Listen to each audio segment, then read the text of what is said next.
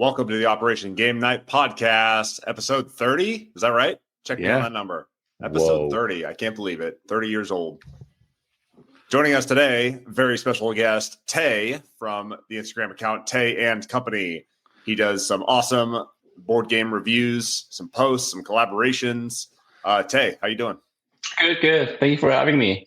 Yeah, we're excited to have you and talk a little bit about the content creator life, especially in the board game sphere. So, yeah, really looking forward to that. Awesome. Joining me, as always, co-host and captain of the ship, Clayton Gable. Hey, what's going on, team? You might notice that I'm not in my normal location today. The Spanglers were kind enough to let me squat in their house for Operation Game Night because we're showing our house right now, trying to sell it, and things are weird over there. So I have a different background, but the same passion for board games. So let's get this thing going. Heck yeah. You're like bivouacking, give it a military term here. You're going continuity of operations. I love it. You're pulling up your operations, going somewhere else, continuing your operations. It's beautiful. Executing your pace plan. Yes. There you go. All right. Joining me from his typical house that he's always in, Jared. How you doing, primary. Jared? Primary. I'm great. I honestly, Tay, I was creeping on you hard a while ago because I am a huge fan of Korean culture. I'm not sure if you've listened to the podcast much. My daughter just ran in. She's also a fan of Korean culture. I lived in South Korea for a year. Love the food. Love the soju. I love Korea. So hopefully we're gonna have a great discussion today. That's awesome. Any other food that you like other than soju, the alcohol? Tteokbokki, huge fan of tteokbokki. The yakwa was super good. I always get yakchae. Yakchae was is that like the cabbage or yakchae? I'm not sure what that is.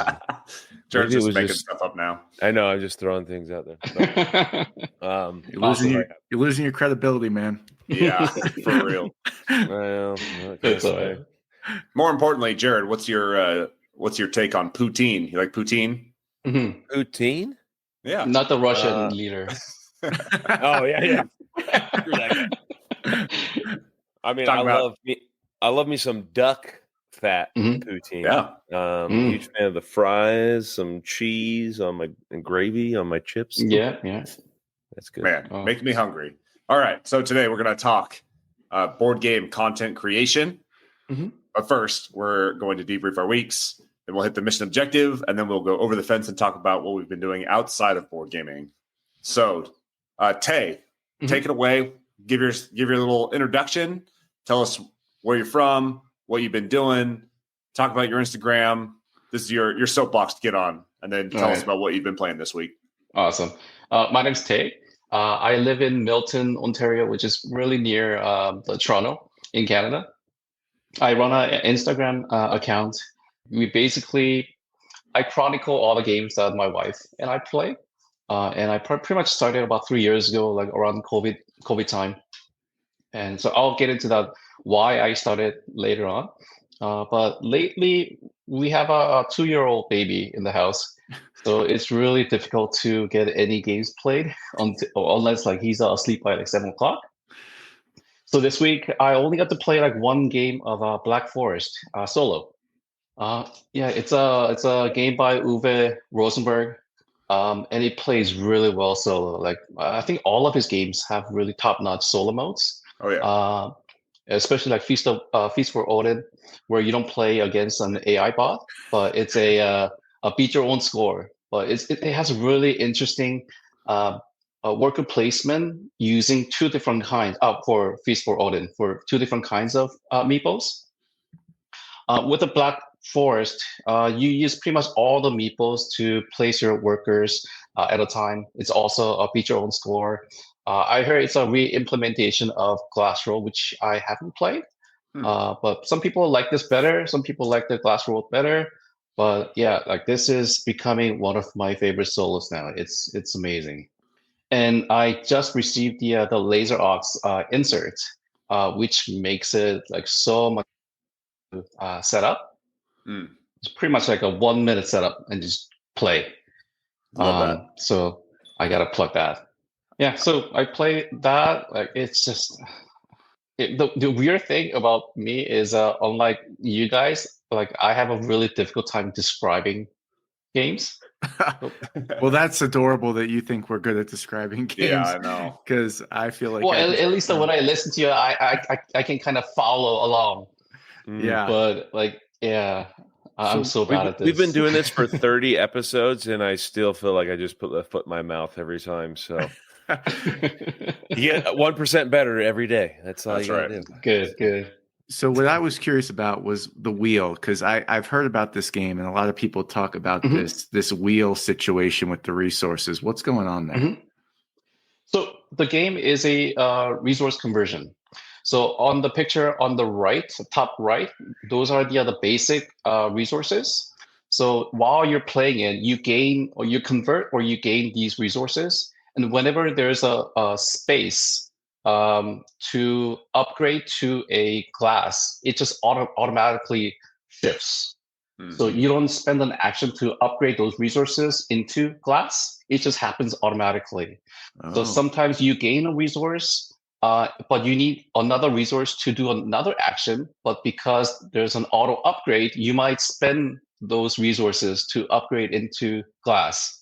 So you lose on those basic resources. Okay. So it's really interesting. I've never seen this kind of mechanic before. So is that wheel just like rotate every so often, or do you have control of it? So in the picture there, the green glass is at 2. So which means you have 2 of that glass. And whenever other resource move up and frees up that space, it will automatically, the hands of the wheel would move, and it will just make the glass 3. Oh, cool. That's awesome. Yeah. So the longer you like sit on resources, the more you end up of them, or the more you have of them. Okay. That's pretty cool. And the end objective is to what? Like what are you trying to do in the game? It's a beat your own score. Okay. Just gain as much points as possible. Okay. So you build different structures, farms on your tableau, gain cows, pigs. They all end up points. This makes me feel just right at home. I mean, Peace for Odin. All the like artwork just makes me feel happy. I wanna make a farm. No raiding though, no Viking killing, No, nothing. This one looks a little more friendly. Yeah. Yeah, you can slaughter cows and pigs. Okay. That's about it. Okay. And as someone who's been to the Black Forest, this is how they live down there. They are making cuckoo clocks and raising their cows and pigs and stuff. Yeah, this is great. I love this. Very thematic. Cool. Is this on BGA? Board Game Arena? No clue. I don't think this one is. I haven't seen it on there. No. Okay. You might have to make a procurement, Jared. I know you keep your tight 4-game collection. Maybe I just need to go to Canada instead. I'd rather travel than buy something new, Dang. There you go. I'm going to go up and go drink some Somac with Tay and play some board games. Perfect. Awesome. Yeah, your 2-year-olds can run around together too. Yeah. Oh, gosh. Awesome. Cool. Clay, what'd you play this week? Yeah, so I played Daybreak just last night with Tyler, but to back it up a little bit, to give you the context. So my stepmom has done this twice now. She is a very sweet lady, and she likes to make people happy, and she knows I love board games. So before she, as like a gift, a special reward for me, she's like, you know what? I'll learn a game and teach it to you, because I know that it's hard. It takes you a long time to do that, and nobody ever does it for you. So before she did Innovation, she taught me, we played it. And then as a special reward for my Hall of Fame induction, she wanted to do it again. And so I gave her the task of learning Daybreak, and she did it. And we played it at 4 players when I was home the other weekend. Nice. But I did play it again last night with Spanky. And this game is so cool. Not to mention the theme is about trying to collaborate as the world to fight climate change. So you play as different countries. They're trying to reduce your own country's emissions and start global projects that will help you bring down the CO2 you guys are all emitting together, and reach drawdown is how you win. So essentially drawdown is when you're sequestering more CO2 than you're producing. So throughout the game, you're trying to play these local projects that will help convert your dirty energy that you're producing into clean energy. You're getting rid of your different emission sources. So like the US starts with like a ton of these car emission sources. So they're trying to get rid of different car emissions. And the course of the game flows. It's a co-op game by Matt Leacock. So, it has a lot of the same, feelings of a pandemic type game where there's bad things are going to happen. You work to fight it. Bad things happen. You hope you didn't lose. Then you start over and, keep going through that cycle until either you lose or win. And in this game, the basic flow is you reveal crisis cards, and one of them will be revealed so you can see what's coming up at the end of the round, and you can potentially prepare for it. There'll be other crisis cards that are face down that you just have to deal with at the end of the round and hope that you don't lose because of it. And then you get to collaborate as a team on a global project. So there will be 4 global projects you can have that you can activate. So usually they require you to do something to activate them. Otherwise, they're not very useful to you. And after that, you move into the meat of the game, which is playing these local projects. Why are these pictures so weird? This is not anything that looks like Daybreak. Was this when they were trying to launch it or something? Prototypes or something? Yeah. I don't know what those were. Hold on. Let me get back on track. I have a burning question. In this game, is there any climate change deniers? The people who are, So that's some of the crisis cards that come up. It'll be like oil industry sabotage, and then like everybody has to add like 2 dirty energy to their production. So it does have some flavor of that. I can't wait for the 2025 expansion that is just like a replica of the 2025 nonsense that gets put in this game. Jeez. But anyway, essentially the meat of the game happens in this local project phase where you have these standard projects that you have in front of you that will have actions that like allow you to discard a card to create 2 green energy or allow you to get rid of some of your emissions. And then you get dealt a hand of 5 cards. And with your cards, you can either support a project. So you tuck it behind other projects because you're trying to get these tags, because each card that gets activated has like tag requirements or tag benefits. So it'll be like you can remove 1 dirty energy for every grid tag that you have on this stack of cards. And so you can support a card you already have in play, or you can play a card on top of one of your 5 cards. So now that card's no longer active, and this card is your new card that you can take actions with. But the tags still stack. The tags still stack. So you're getting more powerful one way or the other throughout the game, as is typical in a cooperative type game. You're getting more powerful. Things are getting more dire with the temperature. And as you see that little thermometer temperatures climbing each round, it climbs more as you produce more CO2. So the hotter the temperature. Signal, that's pretty weak. Oh, it must be. The last thing he says, and then he's gone. Yeah, that was Oh, Tay. Hopefully our guest gets his Wi-Fi back online. Maybe he can still. Is he there? Yeah. There he is. Hey. He's back. He's back. It's my signal, right? It seems like it might be. Yeah. Okay. Can I change the location? I'll just go downstairs, right beside the router. Okay. We'll be here. I'm gonna keep waxing on about Daybreak. Yeah, do it. Yeah. So when you get to after you take all your local actions, you get to the crisis phase, and based on how hot the globe is at the time, you roll these planetary die, and they'll like contribute to, defrosting the tundra or the drawback of rainforests or whatever. And when they hit certain triggers, bad stuff happens.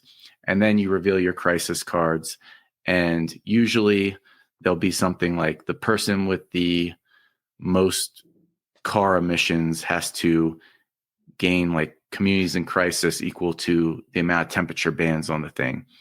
And there will be ways to reduce that with these resilience tokens. So you have social resilience, industrial resilience, and ecological resilience. And so during the local projects phase, you're trying to, clean up your energy and get rid of emissions, but you're also trying to get these resilience tokens so that you can survive the crisis phase, because they're what's going to help you survive that phase. And so anyway, the crisis phase goes and you check for victory.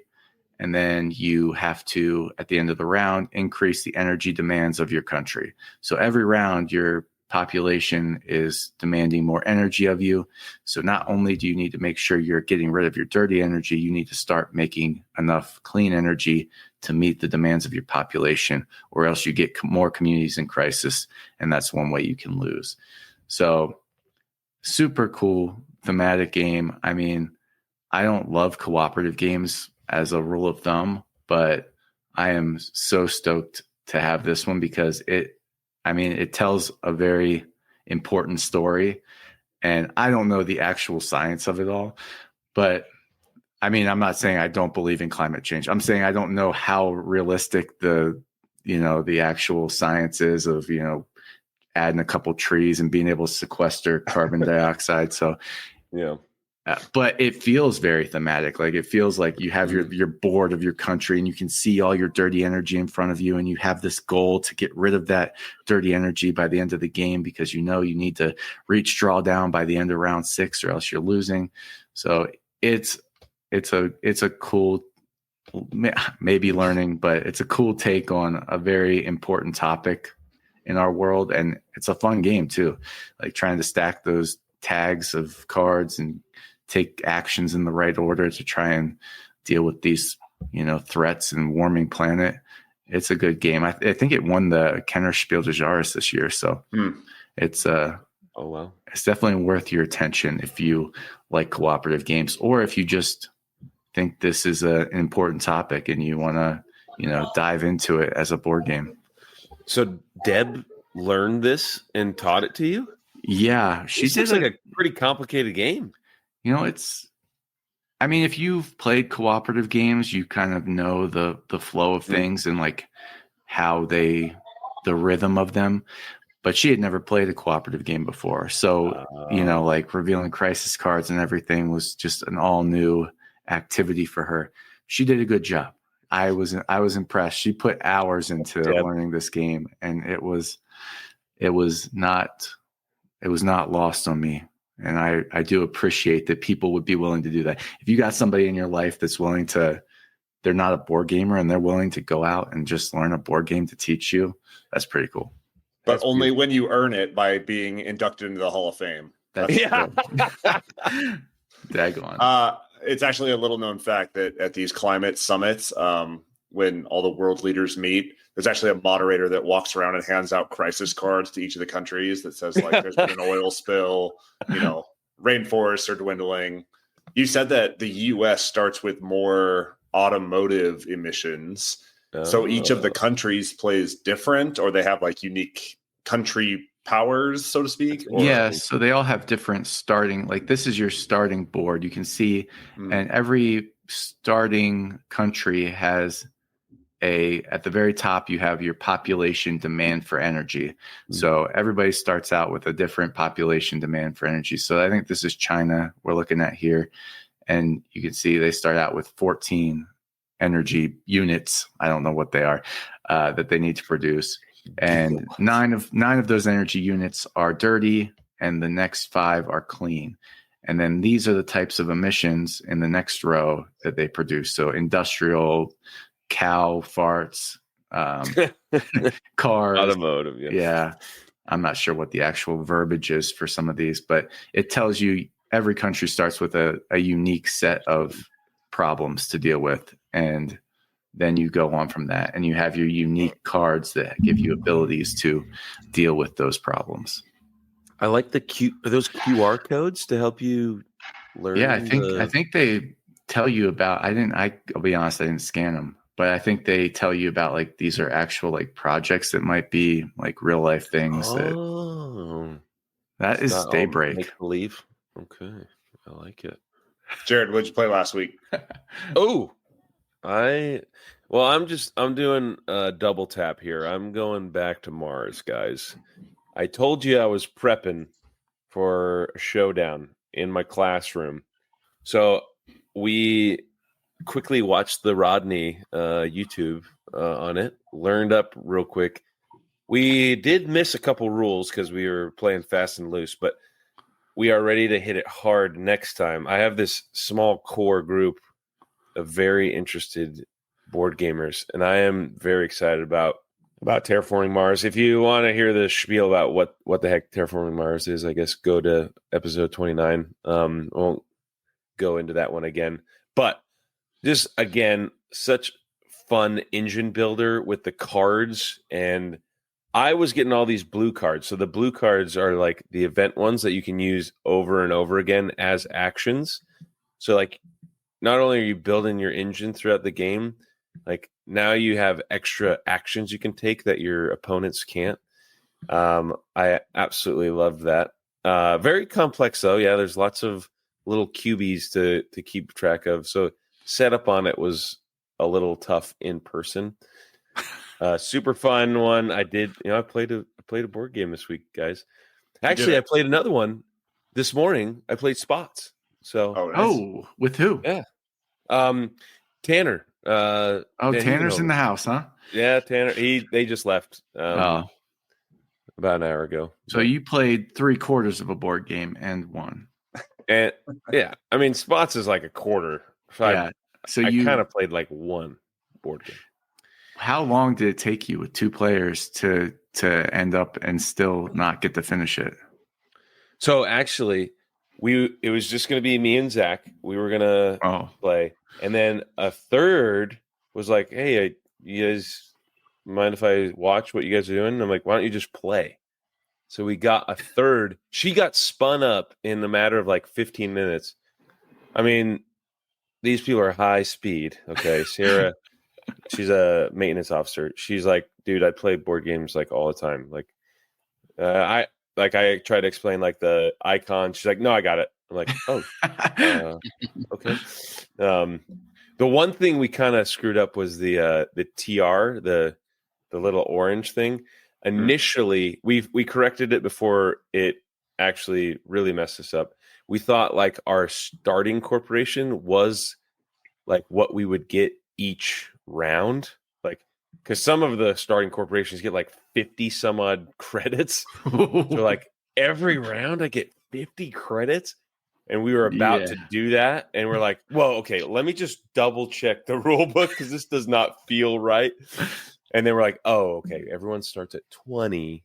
And then you go to the modifiers on the player mat and stuff. But it was really fun. Like it's just enough player interaction that it's like you are definitely competing and you can feel it. And you can like feel the, ooh, I have this card, but I can't quite use it yet. But I want to use it before they do that and this, and then I can't use it or whatever. And you know me, I love optimizing stuff. So I love this one even more.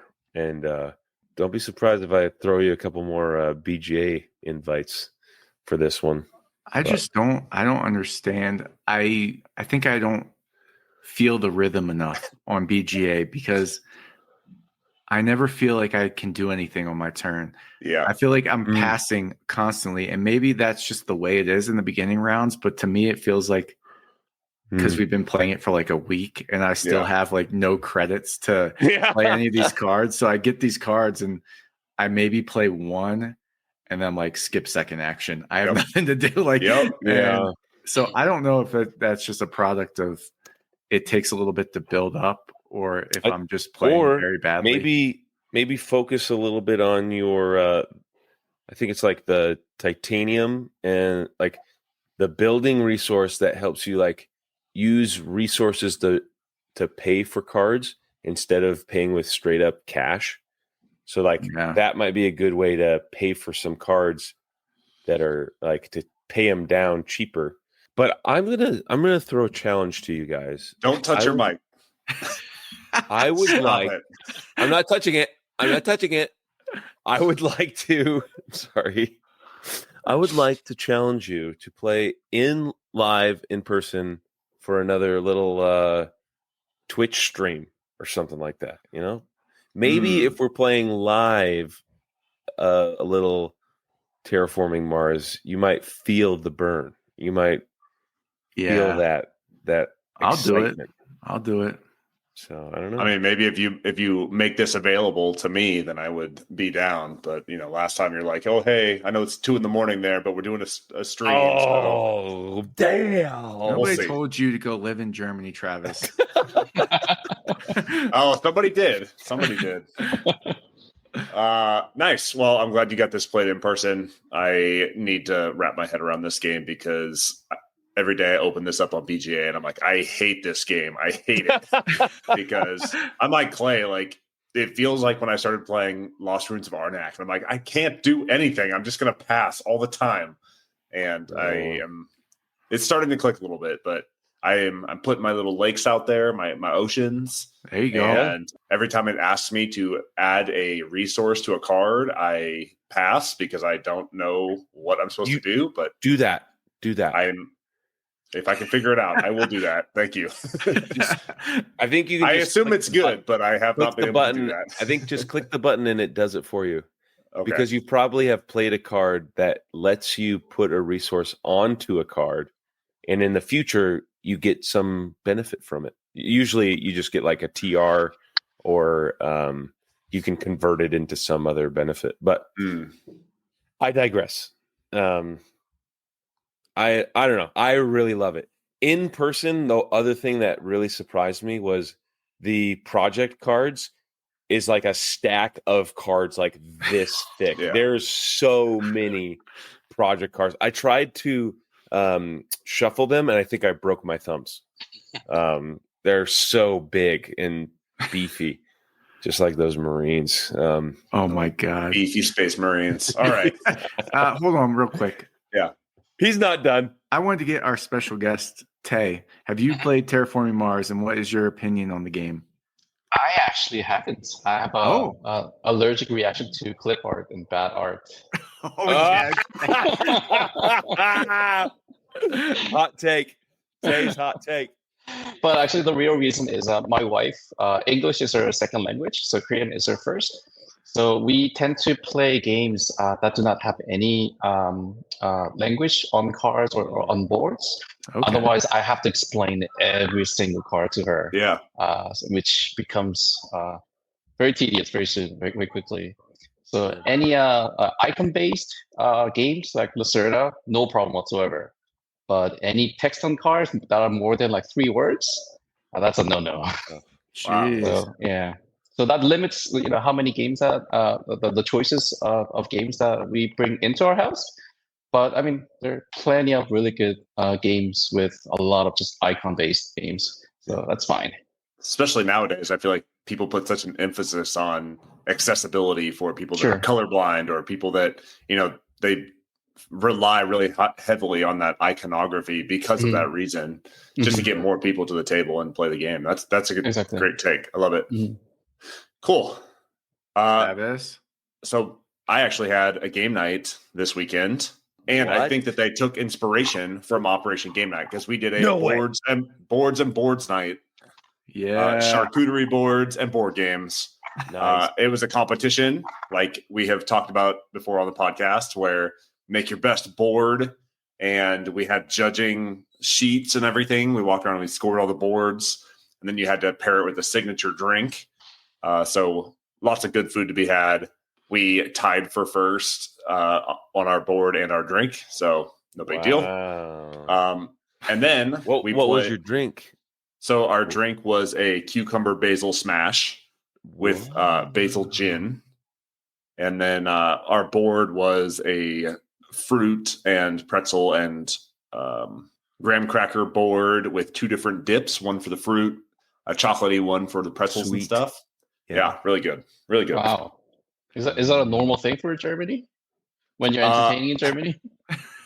I mean, typical German fare is like lots of shaved, dried, cured meats and fruits and veggies and breads. Lots of Brötchen and pretzels and fruit and veggies and meats. That's what they eat here. So it is not uncommon to see that type of stuff on a German table. But, we played with a bunch of Americans, and we had like a south of the border Mexican themed. South of the border to us, Tay, means Mexico, not not U.S. So we had a south of the border board, and then we had a Greek board. So good food, good games, good company, and we got to play Betrayal at House on the Hill, 3rd edition. Oh, no way! One of my favorites. I love this game so much. Classic. I have not played this edition, and this edition makes it way more streamlined. So Betrayal at House on the Hill is basically adult Clue. You start with your character. You start in a house that is not built out at all. You have your entryway, hallway. You have a upstairs landing, and you have a basement landing. And as you go through the doors in these different rooms, you are building the mansion out as you explore. And when you flip these room cards, I don't know what these miniatures are, but as you what is BGG doing to us? I don't know. As you flip these cards over that have the different rooms on them, they might have certain effects, or they have a symbol on them that is either an item, a event that will happen, or a omen. And the omens, as they pile up on the table, people are collecting these omens that can give them boons later on. You will have to do a haunt roll. So previously what you did was, as the omens get flipped, you're moving this omen meter up. And the second you rolled a number lower than the omen number, then the haunt was triggered. Now you have to roll, 5 or greater, and then a haunt is triggered. So you keep rolling these dice every time a omen is revealed. And this gets you to the haunt way faster. Like we played with 6 players, and we barely made it around the table 1.5, maybe 2 times before the haunt was triggered. So it gets you to the action faster. And then previously, you went into this giant book of haunts. Now they have these different kind of scenario cards that kind of preface the whole adventure and kind of set the tone a little bit. And it has a very curated list of haunts that can be triggered on this card. And so you can actually use this to tailor your experience a little bit. If there's certain haunts that you like better than others, you can pick that card, and it will help you, kind of guide your experience a little bit. So got us to the haunt faster. And I saw a haunt that I had not done before, which is great. It was a free-for-all type haunt, where it was not one trader versus all. We had a hidden trader. So one of the players got dealt a token that showed that person that they were the trader, and everybody else was kind of suspicious. It was a little bit of like a social deduction type game as we're running around trying to kill each other for these traits and figure out who the trader was. So super cool experience. The 3rd edition is a great addition, and it definitely streamlines it, makes it way faster, gets you the action faster. The player boards are much improved. You used to have these little clips that would slide around on these cardboards, and they'd fall off, and you'd forget what your value was.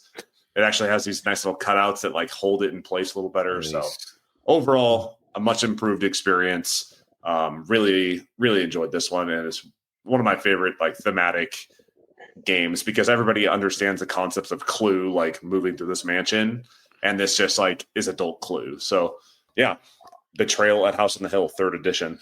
Hey, Travis, how many people you play with? 6. 6? Dang. Okay. Yes. And it was good? We played it in little over an hour, I think, with 6. Wow. And that was with a teach. So teach and play. Yeah. So we flew through this thing. And I think because we got to the haunt faster with this 3rd edition set of rules, it just made things move along a little faster, and we got through it really fast. So yeah, this is a great edition. This would be my preferred edition out of the 3 of them that are out there. Plus, I have not played the Scooby-Doo one, though. I do want to play the Scooby-Doo one. Yes, Clayton. Yeah, sorry. I often just get more curious about like the game groups and the dynamics than I do about the games because that's what's interesting to me. I'm always playing games with different people and like how they land. Had anybody played this game before, or were they all basically new players to it? And what did they think? So everybody was new except for me. Okay. One of the guys purchased this game on my recommendation because I said it's kind of like a cool entryway to this type of thematic game experience. So he purchased it.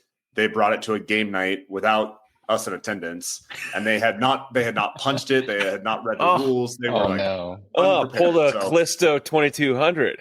Yes. So they backed away from that. They're like, we're not ready for this. We need Travis here to teach us. And I pulled a Clay and I sent them all an 18-minute video and said, here's how you learn the game.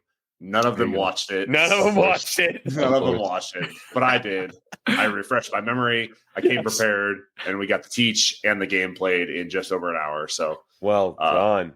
Yeah, it was a success. I think some people got a little frustrated with it because their character, like, you move based on your speed trait and you fight with your might trait, and like, you know, the different traits weren't aligning with people's strategies. And I think if people had a deeper knowledge of how the game would go, they would like adjust their strategy a little bit based on their different attributes. But, you know, we got through it. It wasn't anything crazy. Nobody got upset about it or, you know, quit the game or anything. So, yeah, it was a good experience. But people weren't standing up clapping at the end. Like, wow, I mean, wow, this is amazing.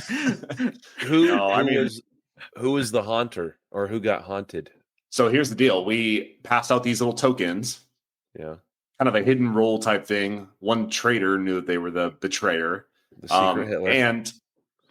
And so in this haunt in particular, you could reveal that you were the traitor at any time to heal all of your attributes. So like we were trying to kill each other in this house, and at any time they could have flipped their token, said, I'm the traitor, and healed up. And this person waited until like the very, very end, like on death's doorstep on multiple traits before he got outed as the traitor.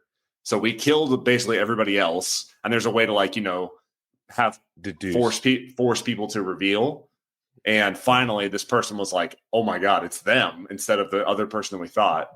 And then he's like, it's me. And he healed back up and he ended up winning, which I have rarely seen the traitor win. But this particular haunt, the traitor won. So that was a success. It was great. It was tense. Lots of twists and turns. And I love this game. Then we got Heat Pedal to the Metal as a bonus game. Yeah. And with a teach and a playthrough of this racing game, we played it in maybe 45 minutes with 6 players. So yeah, this game is great. I was reminded how much I love this game. You are racing these Indy cars around a track twice. You are playing cards that are equal to your gear. So every time you are shifting your gear, you're taking heat into your engine. As kind of like a either press your luck or a deck management type game. You can't go around turns with a value that's higher than the turn value. So that the one that's on the screen now says 3. I can play as many cards as I want equal to my gear, as long as the total value as I go around that turn is 3 or less. Then you can take heat into your engine to get boost. You can draft off of people. This game is great because I was in dead last. I'm terrible at this game. I've been dead last, and even to race for the second to last place, it was like came down to the very last play of cards. It was still tense. there was still like excitement in the air. People were like invested in who was going to get last place. So Heat, pedal to the metal, never ceases to impress. I love this game. Have you like always like been slow with driving, or what's? I'm just bad at this game. I don't know what it is. I'm just bad at this game. I don't know. Maybe I like was not pushing it hard enough at the beginning. Do you not watch Drive to Survive? I have, but it doesn't. The skills don't translate. Unfortunately, it doesn't translate. So, no, it doesn't translate. This game frustrates the hell out of me because I don't know the strategy. Like do I go hella fast and put it in fourth gear every chance I can? Because it always backfires, and then I throttle it back. Clay always kicks our ass in this game. I don't like it. I'm pretty good at this game. I'm not good at many games, but I don't know. It's just it's like a vibe. It's a feel. You're like, okay, I need to get here. I need to get in this gear to rally. I need to make sure that, if I'm coming up on a sharp turn, I don't want to shift down a bunch of gears. I got to keep some low cards in my hands so I can stay in like a, mid-tier gear so that as soon as I get through the corner, I can, ramp back up to 4 and hit it again. And I'll take the heat. I'm not afraid to push a little and try and get out there. But yeah, this game's great. You get into that tunnel vision. Yes, exactly. Right. That's coming out, right? I think so. Yeah. Yes, this year. I'm excited. About is that an expansion? Yeah. Mm-hmm. Oh. Tay, have you've played this one? I'm assuming. No, actually. What? Bad art. Bad art. No. Bad art. I'm just kidding. No, I think this game is for like 3+ players, I believe. So I don't think it works well for two players. Yeah. I will tell you it does not, if you're not using the auto, there's like auto drivers in there that you can use, and it is actually a really clean solo. Well, I've never played solo, but I still add like 4 of those cars when I play with just me and my wife, and it's a lot of fun still. And I hate like upkeep in modes that require too much. And this is just like as simple as flipping a card, and it's like, all right, the red car goes to space 3 or whatever, and the yellow car goes here. And so it just adds some more interaction on the track while allowing you to, not get too out of your own game. So I wouldn't totally avoid it for the 2-player mode if you're interested. Okay. If you hate the art and don't want to play it because of that, that's another thing. But I do think the way they incorporated, what are they called? The legend drivers. Yeah. The way they incorporated that was pretty clean, and I've enjoyed playing it too. Okay. No, it's good that it has like really low upkeep. Yeah. But I think we played PAX Premier 2-player that requires an Automa. But my wife always blames me for playing Automa in my favor. Oh yeah. So no matter how easy it is to run the Automa, she always blames me if I win. Yeah. Of course. Naturally. But I do want to check it out. Like, I love the other Vincent Dutray art on it. Yeah, that's good. Maybe me and Travis are like, we're risk adverse. We're like engineers. We're worried about putting heat into our engine. And Clay, he's a space guy. He wants more heat in his engine. Yeah. He just wants to blast off. Freaking rocket power, man. Yeah, maybe we just need more heat in our lives. Yeah, that's right. Our factor of safety is too high. Yeah, it's always. All right, so Tay, you've mentioned some art before, and your Instagram for Tay and Co. is like very pristine. The art is gorgeous. The pictures that you take are phenomenal. And we want to get a kind of behind the curtains peek at the content creator's life. So talk to me about like how you started this, why you started it, where you want to take it in the future. Like give me that rundown of Tay and Company. All right. So one quick disclaimer. So everything that I'm going to say is from one content creator's experience. So it's not representative of any other creators on Instagram or on our YouTube or any other social media. So I basically started this account 3 years ago because I wanted free shit. That's the only reason. The only reason. So like during the COVID, we started this hobby, and it was getting really expensive really fast. And one of my friends said he received a free review copy, and I was like, "What? You can get free review copies even though you have like an Instagram account?" And then that's the day I started this account. So basically, the way I create posts is I only use what I have, like all the equipment that I have. So all the photos were taken with my iPhone 13 mini. I don't use any lights. So any sunlight that's coming from the window, I try to capture that. But pretty much nothing else, just on iPhone. Natural in a light portrait mode. iPhone. Yeah, in natural light. That's it. That's cool. And Instagram posts have a limit of 2,200 characters. So you can do really extensive write-ups. So I have to pick and choose, what aspect of the game that I want to focus on. Mm-hmm. And my like the language that I use, the tone and manner that I use is a little bit on the cheeky side, more personal, just to get away from other content creators. But this kind of language, that tone and manner, can really fight back. I got into trouble a couple months back for a review of a really, really colorful game that I won't mention, but you could probably find it like in my wall. So I wrote so many vibrant colors were fighting and puking on each other while having an orgy on the rainbow. Oh no! So don't find it. Yeah, he's looking for it now. Yeah, don't find it. Yeah. So the publisher, it was a review copy. The publisher left a really passive aggressive comment, and only to delete it like an hour later. So and they blocked me.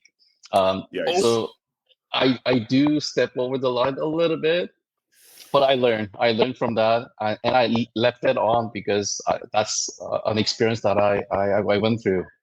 Yeah. So when it comes to actually just posting, I found a couple of people on Instagram with really like-minded, and we came up with a lot of different strategies to grow really, really, really fast. So we experimented. So types of content, different hashtags, when to post, what time to post, how many reels to post a day, what stories to post. So we experimented everything, and we kind of streamlined our strategy. So we were, becoming like a pacemaker to each other to grow as much as possible. Wow. Let's see. So the real meat of the talk will be, I guess, how to contact or how to maintain a relationship with different publishers. Mm-hmm. So there are a couple different ways. The first is obviously just cold email, or DM. Just look up their contact information on their website. Just give them a shout. But the publishers, they get solicited like nonstop from thousands of people like us.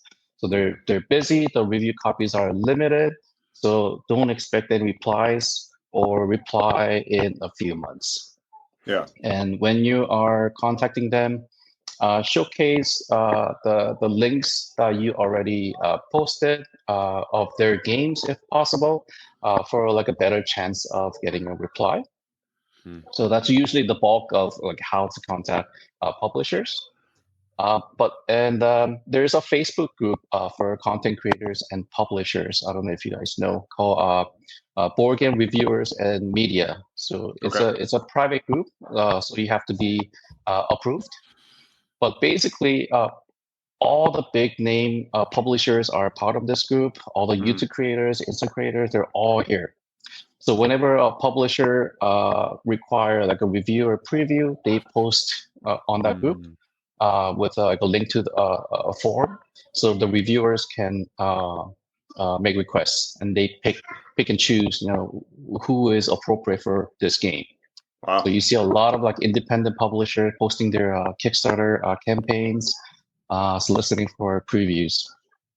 And I think the third one is once you become more established with the publishers, they have like a list of reviewers that they work with. And whenever they have a new game coming up, they send out email to the reviewers. And so you fill out the form, and they select reviewers, and they get the email, or they get the game. So can you talk to me about that a little bit more? Because you said that you listened to our talk with Sam from Mesmerelm and about, Instagram will blow up about a certain game when it starts going out for review. Everybody's got the game. Everybody says it's great. Tell me, in your experience, what that interaction looks like between you and the publisher, because you're not guaranteed to give a positive review. There's going to be some sort of contract between publisher and reviewer that helps you maintain that relationship and also give an honest review. So talk to me a little bit about that dynamic. Okay. So in my experience, some publishers are not good with negative reviews. I think I'm on the blacklist of 5 different publishers. And there is no contract, at least for reviews anyway. It's a gentleman's agreement that if you receive a copy, you should make some kind of content with it. We love babies. I stopped using the phrase review because I don't think I'm much of a reviewer, especially because of the limitation of characters per post. I like to do like session reports and whatnot. But basically, it is a gentleman's agreement. And if you do not create content within a certain amount of period, the publisher will be less likely to send you more review copies in the future. So it's in your best interest to create some kind of content within like a month or at least 2 months. So there's no money exchange, which means there's no contract whatsoever. I would want there to be this almost free and open, like, tell me what your initial thoughts and feelings are. Like, I don't want people to, like, that influencer use my link to get 15% off. Like, that stuff drives me crazy. And that that was huge. It's still huge, but like, I would resonate more with like, hey, this is my honest opinion, and it might not be 100% glowing because it's real. And I appreciate the publishers for not being like, and I'll give you 4 more if you say you really like it. But essentially, they kind of are, maybe, if you're if you get blacklisted for talking about orgies. I have never experienced like a term like that. Give us a positive review, you'll give a few more. I've never experienced that before. The publishers are usually, you're welcome to do whatever you want. You're okay to give negative feedback as long as it's fair. For that example that I gave you, the origin one, I don't think that was fair for it. And because all the reviewers have different tastes, they come from different backgrounds, different games that they like. So Sam mentioned, Shut Up and Sit Down, how every review that in their recent reviews were positive. Like, I kind of resonate with that because there was a post on Reddit or on the Facebook group where some people were complaining that Rattle only posts positive reviews, or he only reviews games that he likes. Yeah, that really resonated with the group, and I think he was the one who explained himself, where board games are not like video games, where if you play a bad video game, if you play like 2-3 hours, you're done. But with board games, you have to convince other people to play with you, and you have to play multiple times. And if the first session is bad, like, you're not gonna bring those people back for second or third or fourth. Yeah. So you're less likely to review games that are so-called bad, and go with the good games that you could play with other people. And pretty much like we played enough so that we pretty much know. Not guaranteed, but pretty much know that you're going to like a certain game that you review. So in my experience, I request fewer games than before, and I research quite a bit, and I actually read a lot of reviews from other content creators just to make sure all the criteria for reviewing this game meets. For example, the language dependency. Good art, bad art, whatever. So I do a lot of research before making those requests. So I know like 70% that I'm going to at least enjoy the game and recommend it. But I'm also going to point out all the negatives that I see as is. So I don't know, you don't see a lot of content creators that are just raving about certain games because that also reflects their credibility as well. Yeah. If you're known as a content creator that only do like positive and is best thing ever, look, their audience might not stick around. So it's in your best interest to be honest, point out all the positive, point out all the negatives, because the games that I hate, others might enjoy, and the games that other people hate that I might enjoy. So as a content creator, like there's no like an evil plan just to post like positive review to gain followers or views. Yeah. So it's all about just being honest. It kind of depends too, right? Like if you are somebody who just loves learning the rules to new games, then getting sent 1,000 games is going to like give you that dopamine hit every time you learn a new game, even if the play is lackluster or the interaction is not there, or whatever somebody else might enjoy is missing from that game. You might enjoy the learning or the teaching or the just sitting around with people that you care about and playing a game. And so that experience is different for everybody. Like for me, I love board games in general, but I get a certain satisfaction from punching new games. Like punching out the cardboard is like the most therapeutic thing. That and like sleeving cards for some reason. And so like if I got sent review copies or promotional copies or whatever, and I just got to like punch it and set it up and like see it on the table, that gives me a dopamine hit that is leaving a like positive impression of that game. It's like skewing that experience for me, and it's kind of interesting. Like these people that do this long term, or for you that does this over tons of board games, like how you keep that fresh and how you keep everything in perspective when you might be comparing a game that you are reviewing or promoting or whatever this week versus one that you did a month ago. Like how do you keep that scale in your head of like how this game might fall or how you're interacting with the game itself? When you start reviewing games, you're gonna quickly get a big pile of review games, and that happened to me. It was really overwhelming, just seeing that pile, because that every game is a contract, not like a real contract, but it's an agreement with a publisher. There's a certain amount of pressure there to create content in a timely manner. So I think starting last year, I requested less and less, and I'm hoping to request even less games this year, just to focus on not only the review games but my permanent collection. So I have compared to other categories, I have a very small collection of under 150 games with all the expansions and stuff. Yeah. So I want to go back to all the games that I enjoy and create stories and posts to show that these games still are in my collection and are being enjoyed. I have one more quick question. I'm sorry. Go ahead. You get these board games and you put them on your Instagram and you take photos of the board games primarily. You do not appear in any of these photos, not that I've seen. And I know that that's a conscious decision. Like, how did you tailor your brand of Tay & Co. or Tay Eats Tea? And like, how did you decide on like, this is the type of post that we're doing. This is the type of content that we want to promote. Like, how did you decide that in the process of getting this up and running? Sure. Yeah. That was a conscious decision that I made like super early on. Like when I was starting out, there was a lot of like kumbaya, community love, people like dancing with boxes, celebrating each other's like accomplishments, like first anniversary, second anniversary, 1K follower, 10K follower, whatever. And that type of content didn't really resonate with me. Okay. And if people are curious about how I look, I'm right there on the profile.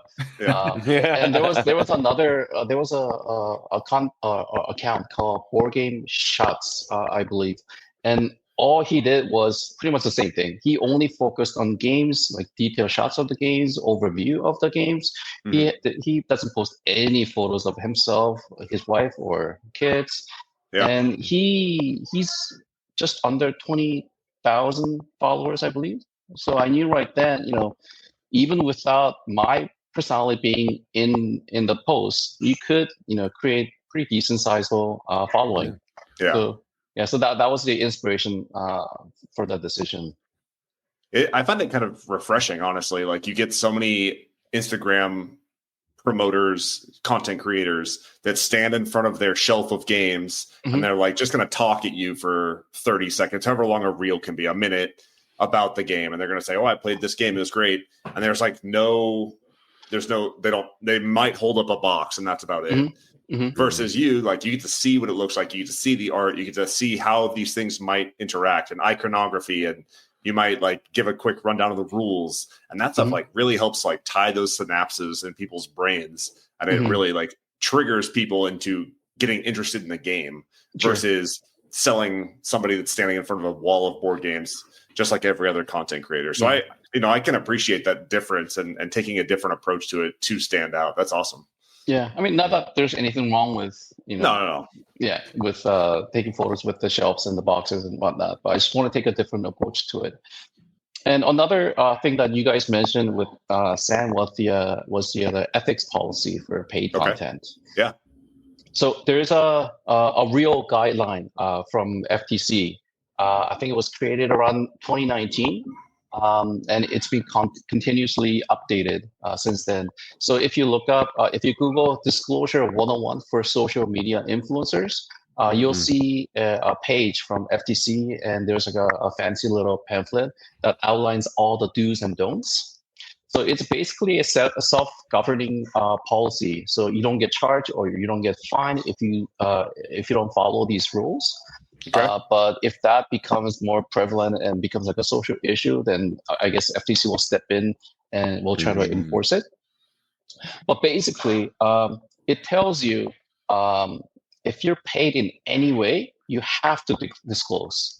So paid as in money and material things. If you're given free products, or even if you get discount code for products, you have to disclose it upfront. So the pamphlet tells you for YouTube what you should do this, for Instagram what you should do. So you have to be upfront on everything. Yeah. And the reason is not to mislead your audience. Like you have to be upfront that this is an ad.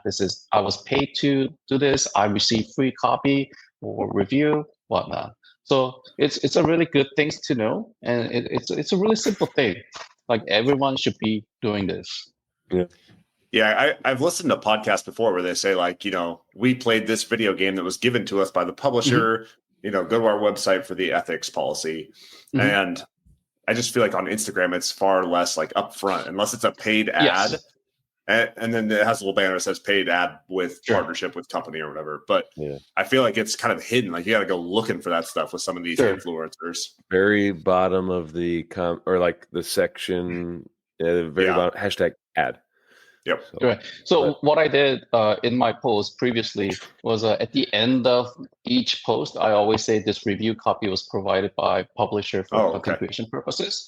But I guess from researching this, I should add a paid partnership right on the top of the post. Yeah. Even if I didn't get paid for it. So I thought at first, if I got money from the publisher, I should be adding the paid partnership tag. But I guess if I receive anything from them, it automatically it's paid partnership. So I think that's what I'm doing starting this week. Yeah, that's super interesting. Yeah.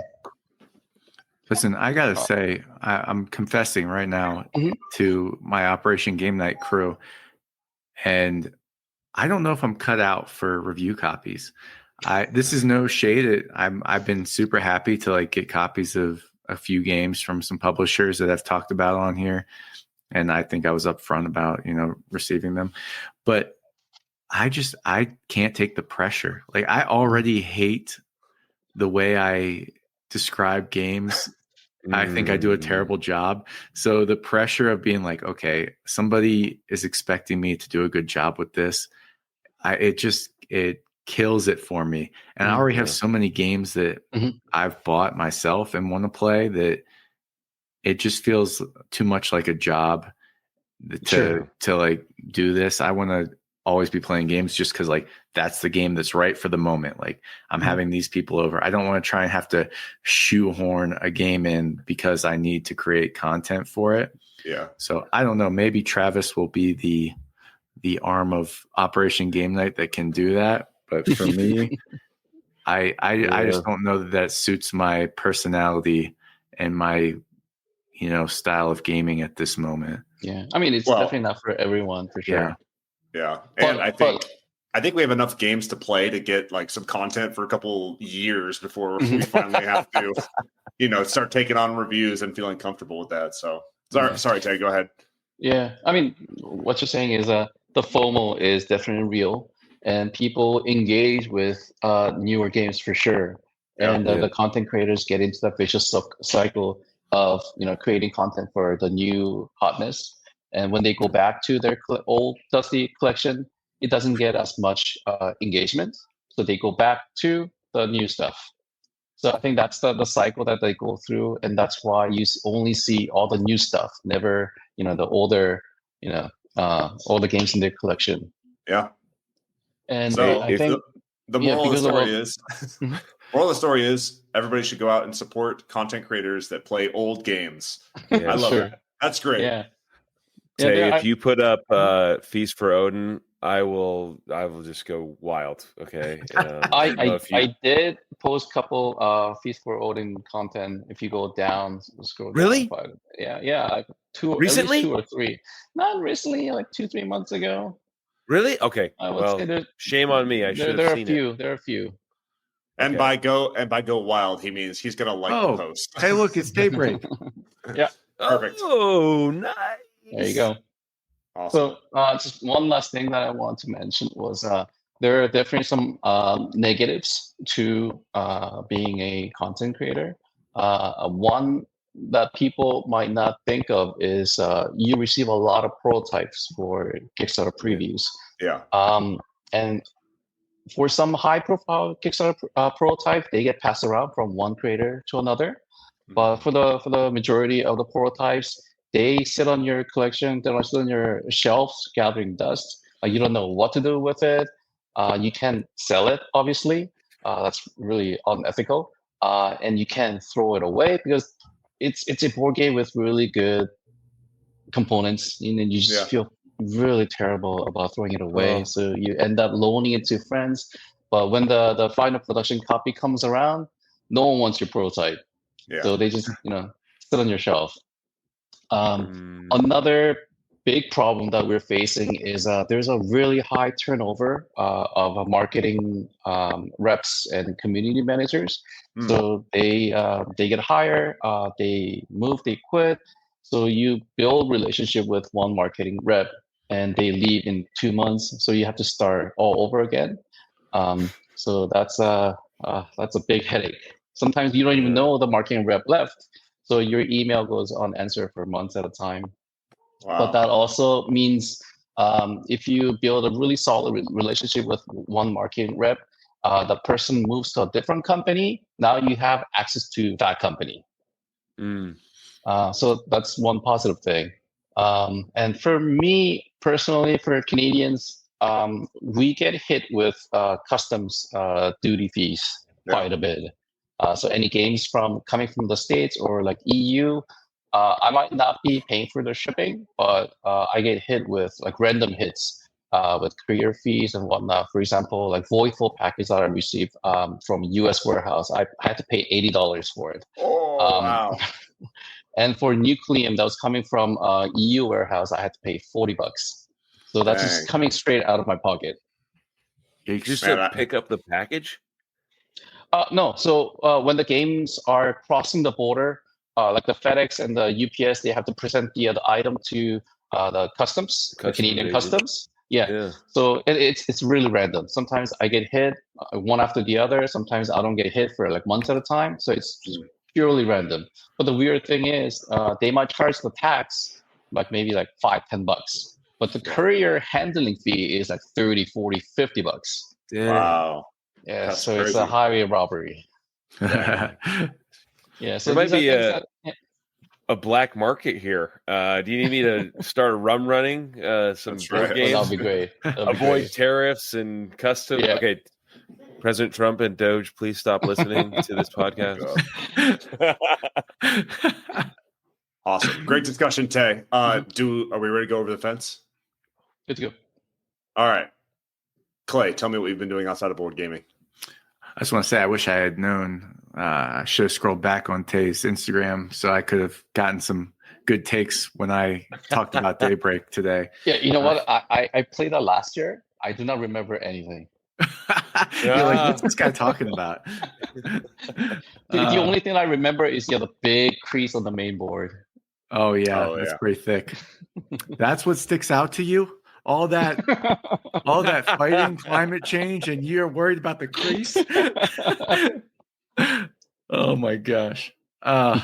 Yeah, over the fence. I'm going over the fence, and he's trying to sell his freaking house, and I mean the man is going. I wore his socks yesterday to give him some good energy. It's on the market. It's a beautiful home. If you're looking to move to Colorado Springs, hit up OVR, hit up Operation Game Night. Yeah, drop in my DMs. We can work something out. Wait, are you giving a discount to Operation Game Night subscribers? Yeah, you can have 5% off if you purchase the home through Operation Game Night's Instagram. Thank you, Jared. Jared handled my over the fence. I am selling my house. It is a royal pain. My wife and I have been fighting constantly for the past month about what needed to be done to get the house ready for sale. She wanted to listen to the showers that told us what to do. And I thought that we didn't need to listen to everything they told us to do because I wanted to keep my things in the house. And so now we have no things in the house, and we have to keep leaving so people can come in and look at the house and decide if they want it. So I'm over the fence. I'm at Spangler's house. I'm everywhere right now trying to get this house sold. Jared, please. Travis, Tay probably has not seen the Zillow listing, but Travis, have you seen the listing? I am going to go look that up immediately once we're done. Incredible. Just what they did, what they've done with your giant ass sofa, the big one in your living room that took it apart, shifted it around. I'm like, whoa. What's happening? Like, it's so stupid. It doesn't even work. Half the couch is not facing the TV. It doesn't make any sense. You wouldn't know that. It doesn't look like it. Like, to someone who's never seen that couch before, they go in and like, oh, it looks like there's more space. I think they did a really good. My feedback, hot take for you. They did a great job. They did, and it was worth it. So I know, and I know that it's a very stressful time. A lot of uncertainty, Clayton, as you're transitioning and selling a home and trying to get a new job and buy a new house. God bless you. I love you. I'm here for you. The Operation Game Night family is rallying behind you, and we love you anyways. Thanks, man. I appreciate that. I'll get off my stool. One last tidbit about the house sale. In all the staging that happened, I mean, they didn't want to see a picture of a fish on the wall for Colorado or like a mountain scale. Like everything came down. Everything was gone. My entire wall of board games shoved in the closet. But they did. In our staging, when we took the photos, I had like 3 shelves in the game room with Stonemaier games on them lined up. They looked nice together. And they came in to take photos. I was like, you want me to take these down? They're like, no, that looks good. Leave it up. So those got to stay in the photos for the house. And that's probably why we're getting showings. People are seeing those pictures of the games on the wall, and they're like, we got to check this place out. So, well, shoot. Jamie Stegmaier always does a good job of reposting. If you just tag him in your listing, Zillow, push it to his followers. That's perfect. Yeah. So I'm over the fence. That's it. Well, Clay, you want to do Jared's over the fence for him since he stole yours, or? I don't know what this guy's up to. Probably. All right, Jared, what have you been doing? Okay. Travis is going to hate me. Travis, I had to verify that my vasectomy worked, and it didn't. Oh, no. Again? Yeah, I didn't know. So think of this. You break, let's just think of a garden hose. Let's say you cut the garden hose. Oh, my God. It's spilling water out. Like, you've cut the garden hose. Little did you know, there's still water going from this hose to the other hose. It's severed. I don't know how it happens. It's complete. But aren't you supposed craziness. to tie the loose ends? No, they just cut it out. That's it? Yeah, well, that's what they Good did enough. to me. Good enough. And I yield back my time. Travis hates me. Oh man, He's probably going to cut that. I didn't say anything about anatomy. I talked about garden hoses. Thank you I'm for still joining us for shooting the the men's health podcast. That's great. Love it. Well, good luck, All right. Jared. I hope some people are just meant to procreate, man. Yeah. Maybe that's what it is. Take it as a sign. If it sounds extra echoey in here today, it's because we have also started packing up our house to move. So we are calling all of our content creator, YouTuber, podcaster friends out there, friends of OGN, that want to have us visit their podcast, because we'd like to do some joint ops for June while we're all moving. Yes. So if we can get some podcasts and stuff recorded ahead of time, we would love to feature that on our socials and on our pages and on our posts through June. So that's our joint ops June that we want to do. So if you're listening to this and you want to have us featured on, or you want to have us featured on your podcast and also repost it onto our stuff, hit us up, DM us on Instagram. So, Tay, what have you been doing outside of board gaming? And I want you to give one last plug for your Instagram and your social media. So I need to cut my hose. Really quick. Oh my god! But seriously, yeah.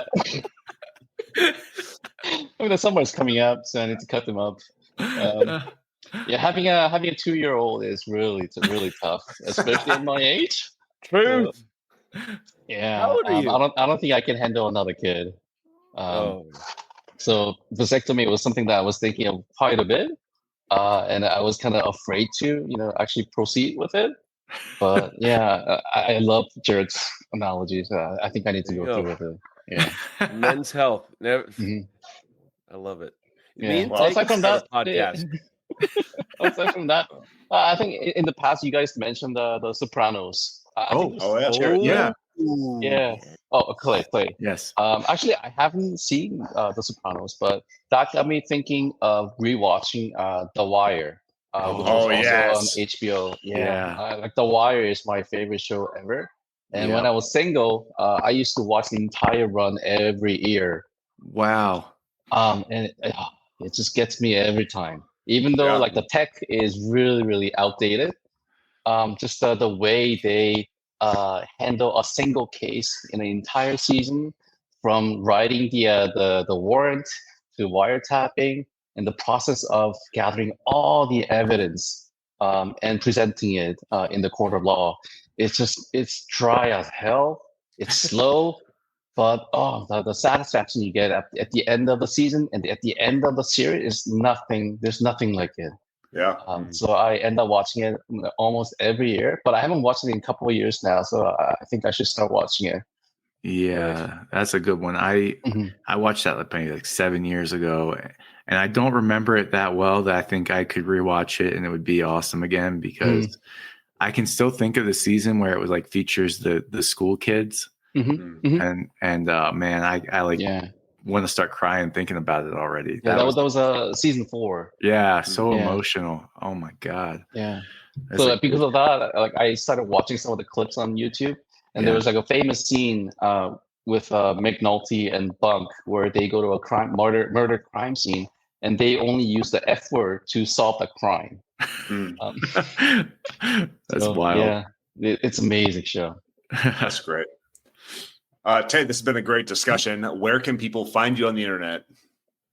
So I'm only on Instagram. My tag is, or my account is Tay, TAE _eat _ TEA. Yeah, so that's the only place.